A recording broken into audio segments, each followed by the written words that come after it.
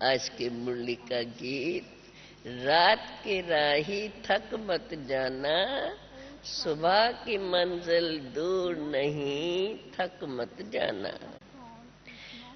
बाबा कहते हैं बच्चों ने इस गीत की एक लाइन से ही समझ लिया होगा। क्या समझ में आया? देखना जो बाबा ने बताया है, बच्चों ने इस गीत की लाइन से ही समझ लिया होगा। बाप जब बच्चे कहते हैं तो समझना चाहिए हम आत्माओं को बाप बैठ समझाते हैं। देखो बाबा अभी तक भी मुरलियों में हमें ये बात बड़ी पक्की बार बार कराते हैं, भिन्न भिन्न रीति से। समझना चाहिए हम आत्माओं को बाप बैठ समझाते हैं, इसलिए आत्म अभिमानी बनना है। ये समझने से बाप किससे बात करता है? हम आत्माओं से। बाबा कहते हैं ये तो सब जानते ही हैं,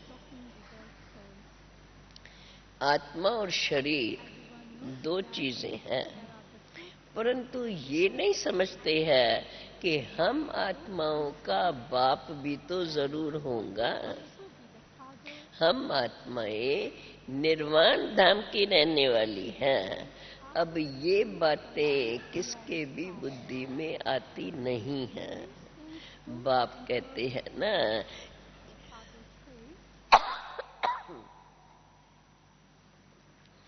यह ज्ञान तो बिल्कुल ही प्रायलोप हो जाता है। तुम जानते हो अब यह नाटक पूरा होने वाला है, अब हमें वापस घर जाना है। अपवित्र पतित आत्माएं वापस घर जा नहीं सकती हैं, एक भी जा नहीं सकती। ये भी ड्रामा है। जब सभी आत्माएं यहाँ चली आती हैं, फिर वापस जाने लगती हैं। ये तो बाबा कहते ये तो अभी तुम बच्चे जानते हो कि बाप अभी हमें रूहानी यात्रा सिखला रहे हैं। कहते हैं बाप कहते हैं हे आत्माएं, अब बाप को याद करने की यात्रा करनी है। जन्म जन्मांतर तो तुम जिस्मानी यात्राएं करते आए हो, अभी तुम्हारी ये है रूहानी यात्रा। जाकर के फिर रूहानी यात्रा करते जहाँ पहुँचेंगे वहाँ जाकर के निर्वाण में चले जाएंगे। तो बाबा कहते हैं वहाँ जाकर के फिर वापस मृत्यु लोक में आना नहीं है। मनुष्य तो बेचारे जिस्मानी यात्राओं पर जाते हैं तो फिर लौट आते हैं, जहाँ से जाते हैं वहाँ ही लौट आते हैं। तो वो है जिस्मानी देह अभिमानी यात्रा, और ये है रूहानी यात्रा।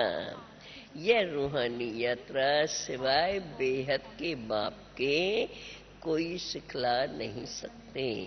बाबा कहते हैं तुम बच्चों को तो श्रीमत पर ही चलना है, सारा मदार है याद की यात्रा पर। जो बच्चे जितना याद करते हैं, याद कायम उन्हों की रहेंगी। फिर बाबा स्पष्टीकरण देते, याद कायम उन्हों की रहेंगी जिनको कुछ न कुछ ज्ञान है। 84 जन्मों के चक्कर का भी ज्ञान चाहिए। अभी हमारे 84 जन्म पूरे हुए हैं। ये है 84 जन्मों के चक्कर की यात्रा। इनको कहा जाता है आवागमन की यात्रा। ये दूसरा नाम। आवागमन तो सभी का होता ही रहता है, आना और फिर जाना। जन्म लिया और छोड़ा शरीर, इसको आवागमन कहा जाता है। अभी तुम बच्चे ससुख धाम के आवागमन के चक्कर से इस दुख धाम के आवागमन के चक्कर से छूटते जा रहे हो, क्योंकि अब ये तो है दुख धाम।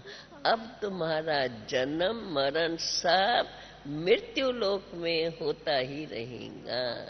जन्म मरण से छूटेंगे नहीं, परंतु दुख धाम के चक्कर से छूटकर सुख धाम में तुम्हारा चक्कर होता रहेगा। ये है दुख धाम। अभी तुम्हारा जन्म मरण सब अमर लोक में होना है, जिसके लिए ही तो तुम पुरुषार्थ करने आए हो अमरनाथ के पास। बाबा कहते तुम सब हो पार्वतियां, अमर कथा सुनते हो अमरनाथ से, जो सदैव अमर है। तुम सदैव अमर नहीं हो, हम आत्माएं हैं सदैव अमर। आत्मा तो अमर है, परंतु फिर भी जन्म मरण के चक्कर में आती है। तुम तो जन्म मरण के चक्कर में आते हो, अभी तुम्हारा चक्कर नर्क में है। बाप तुम्हें इसी चक्कर से छुड़ा करके आवागमन स्वर्ग में बनाते हैं, वहां तुमको कोई दुख नहीं होगा। अब ये इस दुख धाम में ये तुम्हारा अंतिम जन्म है।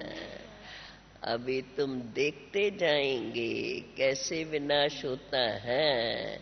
ये जो लोग माथा मारते हैं लड़ाई नहीं हो, या कहते हैं अभी बॉम्ब्स वगैरह सब समुद्र में डाल दें, ये सब बेचारे केवल कहते रहते हैं, परंतु ये नहीं जानते कि अब समय आकर के पूरा हुआ है इस दुख धाम का, कलयुग का। बाबा कहते अभी तुम बच्चे हो संगम पर, और दुनिया वाले तो समझते हैं अभी तो अर्जुन कलयुग शुरू हुआ है। अभी तो बोलते हैं 40,000 वर्ष, 40,000 वर्ष कहते हैं, 40,000 वर्ष के बाद संगम आना है। यह भी बात निकली है शास्त्रों से। बाप कहते हैं तुम जो कुछ वेद शास्त्र आदि पढ़ते हो, दान पुण्य आदि जन्म जन्मांतर से करते आए हो, ये सब है तुम्हारा भक्ति मार्ग। तुम जानते हो, अभी हम बच्चे जानते हैं, हम पहले पहले ब्राह्मण थे, फिर हम पहले पहले ब्राह्मण बनते हैं, फिर बनेंगे देवता। पहले ब्राह्मण वर्ण है सबसे ऊंचा, ये तो प्रैक्टिकल बात है। ब्राह्मण बनने के बगैर कोई देवता वर्ण में आ ही नहीं सकते हैं।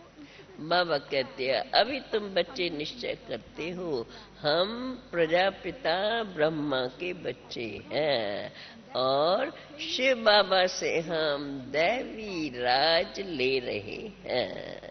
अभी तुम्हारा पुरुषार्थ चलता है, तो तुम्हें रेस भी करनी पड़ती है, अच्छी रीत पढ़ करके फिर दूसरों को भी पढ़ाने के लायक बनाना है। तभी तो फिर स्वर्ग के मालिक बन सकते हो। देखो कृष्णपुरी को सब याद करते हैं, श्री राम को कृष्ण को छोटेपन से ही झूला में झुलाते हैं।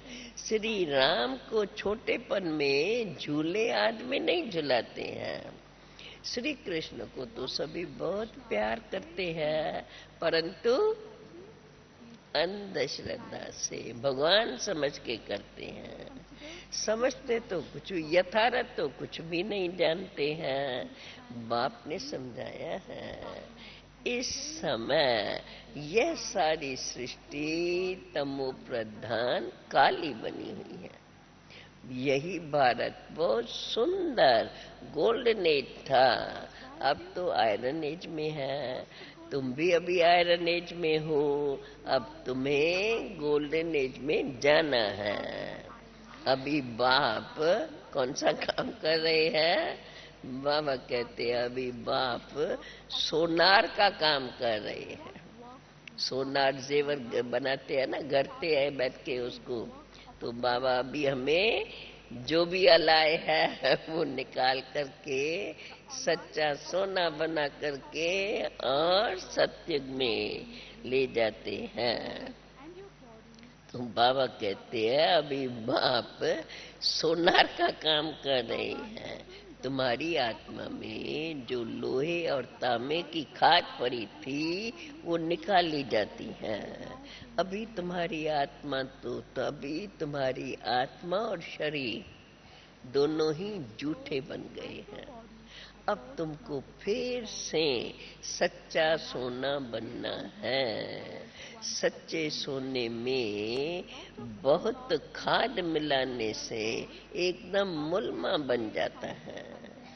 तुम्हारी आत्मा में अभी बिल्कुल थोड़ा सा सोना जाकर के रहा है। कौन सा सोना रहा है?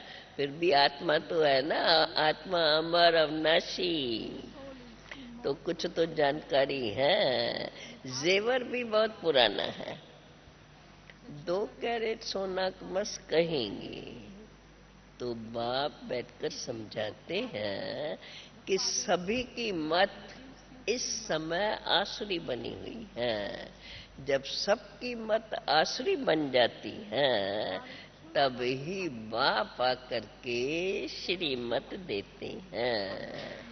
बाप कहते हैं यही भारत बरोबर स्वर्ग था जहां और कोई भी धर्म का राज नहीं था। फिर उसी समय हम स्वर्ग में जाएंगे। उसके लिए अब फिर से पुरुषार्थ करना है। परंतु क्या माया इतना पुरुषार्थ करने देती नहीं है।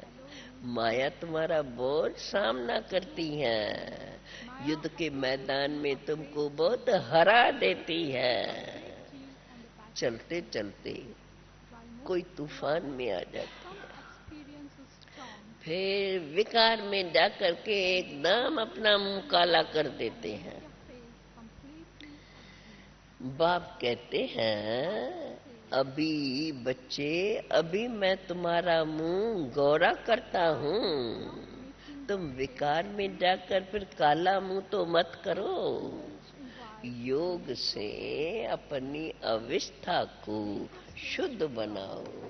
शुद्ध बनते बनते सारी खाद निकल जाएंगी। इसलिए योग भट्ठी में रहना है। सुन रही हो टीचर्स? मैंने भट्ठी में बाबा कहते हैं अपनी सारी खाद निकाल करके जाओ। सोने की खाद निकलती है आग में डालने से। इसलिए बाबा ने अभी कौन सी बोले, कौन सा योग है? ज्वालामुखी योग। हमें देखना है सचमुच हम ज्वालामुखी योग में बैठते हैं। जब योग में बैठते हैं ज्वालामुखी योग में बैठे तो उठने का संकल्प ही नहीं आएगा। ज्वाला तो जलती रहेंगी ना। तो ऐसा हमें ज्वालामुखी योग करना है। फिर सोने की खाद निकलती है आग में डालने से। फिर सोने की सच्ची डल्ली बन जाती है। बाप कहते हैं जितना तुम मुझे याद करते रहेंगे उतना तुम शुद्ध बनते जाएंगे। बाप तो तुम्हें श्रीमत देते रहते हैं, तो बाप श्रीमत ही देंगे और क्या करेंगे। कहते हैं भले बच्चे कहते हैं बाबा कृपा करो। अब और क्या कृपा बाबा करेंगे। बाबा बार बार बात समझाते रहते हैं, मदद भी करते हैं, भूल होती है तो समझा देते हैं। बाप बार बार कहते हैं बच्चे याद में रहो तो तुम्हारी खाद निकल जाएंगी। अब याद में रहना है, वह कृपा मांगनी है। इसमें तो हर एक को अपनी अपनी मेहनत करनी है। बाप कहते हैं, रूहानी बच्चे इस यात्रा में थक मत जाओ, घड़ी घड़ी बाप को भूलो मत।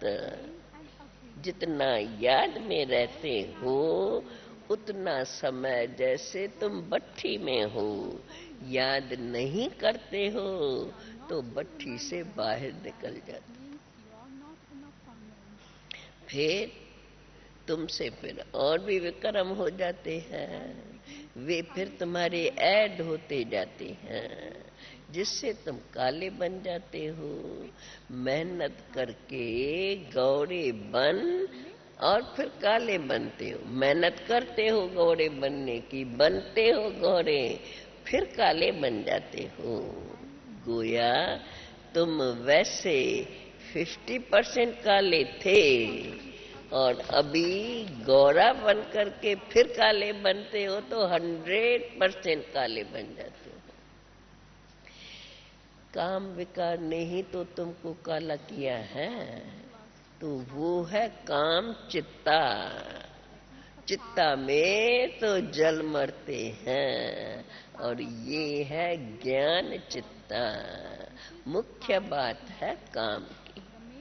काम विकार, घर में झगड़ा ही इस पर होता है। कुमारियों को भी समझाया जाता है कि अब तुम पवित्र हो तो अच्छे हो। कुमारी को देखो सब पांव पड़ते हैं क्योंकि पवित्र है। तुम सब ब्रह्मा कुमारियां हो ना, तुम ब्रह्मा कुमारियां ही भारत को स्वर्ग बनाती हो, तो तुम्हारा यादगार भक्ति मार्ग में चला आता है। कुमारियों को बहुत मान देते हैं। तुम बाप को वारिस बनाते हो। भक्ति मार्ग में तुम ईश्वर को दान क्यों करते हो? बाबा कहते हैं पहले इससे कुमारियों को बहुत मान देते हैं। कुमार भी है, ब्रह्मा कुमार भी है, केवल ब्रह्मा कुमारियां नहीं है। ब्रह्मा कुमार भी सेवा करते रहते हैं, परंतु मेजॉरिटी माताओं की है, इसलिए माताओं का नाम आगे आता है। बाप स्वयं भी आकर के कहते हैं, क्या कहते हैं? वंदे मातरम। तुम बाप को वारिस बनाते हो। भक्ति मार्ग में तुम ईश्वर को दान क्यों करते हो? बाप तो बच्चों को देते हैं ना, फिर ईश्वर को दान क्यों करते हो? ईश्वर तो बाप है हमारा, फिर वो तो बच्चों को देना चाहिए, परंतु तुम क्यों दान करते हो? ईश्वर अर्थ करते हैं, बल वो तो कृष्ण को ईश्वर समझ के कृष्ण अर्थ करते हैं।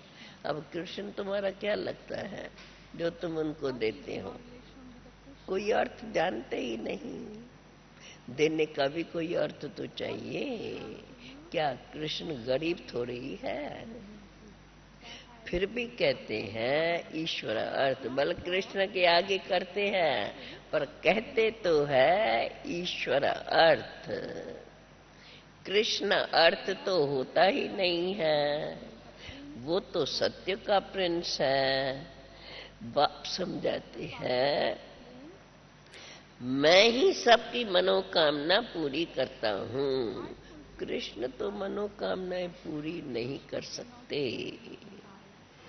वह तो कृष्ण को, मनुष्य तो कृष्ण को ही ईश्वर समझ करके कृष्ण अर्पणम कहते हैं। वास्तव में फल देने, बाप कहते हैं वास्तव में फल देने वाला तो मैं ही हूँ। भक्ति, ये सब भक्ति मार्ग की बातें जो मनुष्य कर रहे हैं, तो बाप अभी तुम्हें सब भक्ति मार्ग की बातें समझाते रहते हैं। शिव बाबा को तुम देते हो तो जरूर वो बच्चा ठहराना, जैसे बच्चे को देते हैं तो वो बच्चा ही ठहराना। भक्ति मार्ग में भी बच्चा है। जब करते हैं ईश्वर अर्थ दान, और यहाँ भी बचा है। भक्ति मार्ग में अल्प काल के लिए वीजा मिल जाता है। अभी तो डायरेक्ट देते हैं, इसलिए तुमको 21 जन्मों के लिए बेहद का वर्षा मिलता है, स्वर्ग की राजाई मिलती है। बाबा कहते हैं यहाँ तो जब बाप सन्मुख है तो यहाँ तो बलि चढ़ना पड़े। तुम एक बार बलि चढ़े हो तो बाप तुम्हारे पर 21 बार बलि चढ़ते हैं। तुम कौड़ी ले आते हो और बाप से हीरा लेने के लिए अंदर में समझते हो। हम ये चावल मुट्ठी शिव बाबा के भंडारे में डालते हैं। सुदामा की बात याद है ना, याद आती है ना, भक्ति मार्ग की बात। तो ये सब बातें अभी की हैं। शिव बाबा तुम्हारा क्या लगता है जो तुम उनको देते हो? बच्चा है तो तुम बड़े ठहरे ना। समझते हो एक देवे तो लाख पावे, देने वाला तो दाता है, वो दाता एक ही है। साधु लोग तुमको कुछ नहीं देते हैं। भक्ति मार्ग में भी बाप कहते हैं मैं ही तुम्हें उसका रिटर्न देता हूँ। इसलिए बाबा जब भी कोई नया युगल आते हैं तो पूछते हैं ना तुमको कितने बच्चे हैं। फिर कोई को समझ में आ जाता है तो बाबा के पूछने का भाव क्या है, और कोई को फिर नहीं समझ में आता है। तो अभी तो तुम बच्चे जानते हो शिव बाबा पर बल चढ़ते हैं। हमारा तन मन धन सब शिव बाबा का ही है। वो फिर हमको 21 जन्मों के लिए स्वर्ग का वर्षा देते हैं। शाहूकारों का तो रिद्ध विधिरण होता है, उनको तो बलहार चढ़ना रिद्ध विधिरण होता है। ऐसे बाबा का नाम ही, परंतु बाबा का तो नाम ही है गरीब निवास। बाप कहते हैं तुमको अपना गृहस्थ व्यवहार भी संभालना है। ऐसे नहीं कि तुम आकर के यहाँ बैठ जाओ, तुम्हें सिर्फ गृहस्थ व्यवहार संभालो, बच्चों को अच्छी रीत से पालना करो, परंतु सिर्फ मेरी श्रीमत पर सदा चलते रहो। माम एकम याद करो बस। भक्ति मार्ग में भी तो तुम गाते हो, गाया है भक्ति मार्ग में मेरा तो एक दूसरा न कोई। देखो बाबा कहते हैं देखो तुम बच्चों को कितनी बातें स्पष्ट करके समझाई जाती हैं। सब तो एक जैसे समझने वाले नहीं होते हैं। अंत में ऐसे भी निकलेंगे। कैसे? बलहार जाने वाले अंत में भी ऐसे निकलेंगे। फिर तुम्हारे में भी उस समय बड़ा बल होगा। सुनने से ही झट आकर के पकड़ लेंगे, क्योंकि अंत में जब नाम निकलेगा आवाज बुलंद हो जाएगा तो कई आएंगे, किसके आगे अर्पण करेंगे? तो बाबा कहते तुम्हारे में भी उस समय बड़ा बल भरा हुआ होगा। तो फिर सुनने से जब नाम वाला होगा, सुनने से झट आके पकड़ लेंगे। निश्चय हो, बस एक ही बात ये निश्चय हो, हमको बाप 21 जन्मों के लिए स्वर्ग का मालिक बनाते हैं। फिर तो एक सेकंड भी छोड़ेंगे नहीं। बाबा भी तो अपना अनुभव सुनाते हैं, ब्रह्मा बाबा भी अपना अनुभव सुनाते हैं। क्या सुनाते हैं? देखो शिव बाबा बताते हैं ये भी तो जवेरी था, बैठे बैठे इनको क्या हो गया? बस देखा, दिव्य दृष्टि में देखा, बाबा के द्वारा बाधिया ही मिलती है। विनाश भी देखा और फिर राजाई भी देखी, तो बोला बस अभी तो छोड़ो इस गुलामी को। साक्षात्कार हुआ, परंतु ज्ञान तो इतना नहीं था। बस इतना साक्षात्कार से वो लगन लग गई, हमें तो स्वर्ग की बादशाही मिलती है। देखते हैं बाप हमें स्वर्ग की बादशाही देने के लिए आए हैं, तो फट से पकड़ना चाहिए ना। बाबा ये सब कुछ आपका है, आपके काम में लग जाएगा।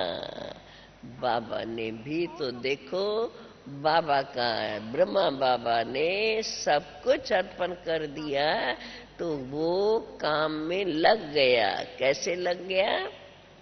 बाबा ने भी फिर, शिव बाबा ने फिर सब कुछ इन माताओं के अर्पण कर दिया। माताओं की कमेटी बनाई, उन्हों को सब कुछ दे दिया। अभी इस यज्ञ को तुम ही चलाओ। बाबा ही सब कुछ कराते थे, समझा? बाबा से 21 जन्मों की बादशाही मिलती है। तो बाबा कहते अभी तुम भी तो लो ना। बाबा ने झट गुलामी छोड़ दी। जब से छोड़ा है तब से बड़ा खुशी में चलते आए हैं। ये तो अनेक बार हमने देवी बाबा को ये जागृति आ गई। ये तो अनेक बार हमने देवी देवता धर्म की स्थापना की है। बाबा ने इन ब्रह्मा कुमारियों के द्वारा अनेक बार वह स्वर्ग की स्थापना की है। जब ऐसी बात है, जब ऐसी बात समझ में आ गई, तो फिर देरी क्यों? तो बाबा से तो हमें 21 जन्मों का वर्षा जरूर लेना है। ये बाबा, ब्रह्मा बाबा का ये अंतर का आवाज बता रही है। तो बाबा कहते हैं, बाबा घर बार तो नहीं छुड़ाते हैं, भल उनको भी अच्छी रीत संभालो। सिर्फ बाप को याद करना है, नशा रहना चाहिए। हम बाबा के बने हैं, बाबा को लिखते हैं। बाबा कई कई बहनें जो कोई आते हैं जिज्ञासु समझने, तो थोड़ा अच्छी रीत से समझते हैं, ध्यान देते हैं। तो बाबा कहते हैं, कहीं कहीं लिखती है बहन ब्रह्मा कुमारियां, ब्राह्मणियां बाबा बोलते हैं, तो कहीं कहीं लिखती है, बाबा फलाना बहुत अच्छा निश्चय बुद्धि है, बड़ा समझदार है, बहुतों को समझाते तो रहते हैं, परंतु निश्चय बुद्धि हो हमारे पास तो आए नहीं, बाबा से मिले ही नहीं। अगर समझो बाबा से न मिले और उसका शरीर छूट जाए, फिर तो बाबा से वर्षा उसको कैसे मिलेगा? यहाँ तो बाप की गोद लेनी होती है ना। निश्चय समझो, निश्चय हुआ और शरीर छोड़ दिया, तो मेहनत तो कुछ की नहीं। आयरन एज से गोल्डन एज न बने, आयरन एज से मेहनत की नहीं, खुद आयरन एज से गोल्डन एज बने ही नहीं, फिर तो कामन पिरजा में जन्म ले लेंगे। अगर बच्चा बन अच्छी रीत पक्का होकर के फिर शरीर छोड़ते, तो वारिस बन जाए। वारिस बनने में मेहनत थोड़ी लगती है। कोई तो सूर्यवंशी राजा ही पाते हैं, कोई तो सर्विस करते करते पिछाड़ी में एक जन्म के लिए करके राजाई के पाग पालेंगे। वो कोई सुख थोड़े ही कहा जाएगा। राजाई का सुख तो पहले ही है, पहले ही माना सत्य के शुरुआत में ही राजाई का सुख है, फिर तो धीरे धीरे कलाएं काम होती जाती हैं। बाबा कहते हैं तो अब बच्चों को तो पुरुषार्थ करके माँ बाप को फॉलो करना है। मम्मा बाबा की गद्दी पर बैठने लायक तो बनो। हार्ट फेल क्यों होना चाहिए? माना मेहनत देख करके क्यों मूंझते हो, क्यों घबराते हो? तो बाबा ने कहा हार्ट फेल बहुत मेहनत है, बहुत मेहनत है। तो ऐसे समझ के हार्ट फेल क्यों होना चाहिए? पुरुषार्थ करके फॉलो करो। सूर्यवंशी गद्दी का मालिक तो बनो, स्वर्ग में तो आओ। अगर नापास होते हो तो चंद्रवंशी में चले जाएंगे। चंद्रवंशी तो 2 कला कम हो जाती है। बाप तो कहेंगे मेरे बच्चे सूर्यवंशी घराने के भी पहले पहले समय में आए तो पूरे स्वर्ग की राजाई का सुख ले लेवे। अच्छा अच्छा, मीठे मीठे सिकिल दे बच्चों प्रेत मात पिता बाप दादा का याद प्यार और गुड मॉर्निंग। रूहानी बाप की रूहानी बच्चों को नमस्ते। रूहानी बच्चों की रूहानी बाप को नमस्ते। सुन ली बाबा की मीठी मीठी बातें। बाबा चाहते हैं मेरे बच्चे ऊंचे ते ऊंचे। जब ऊंचे ते ऊंचा बाप ऊंचे ते ऊंची श्रीमत दे रहे हैं तो बच्चे भी ऊंचे ते ऊंची प्राइज ले लेवे।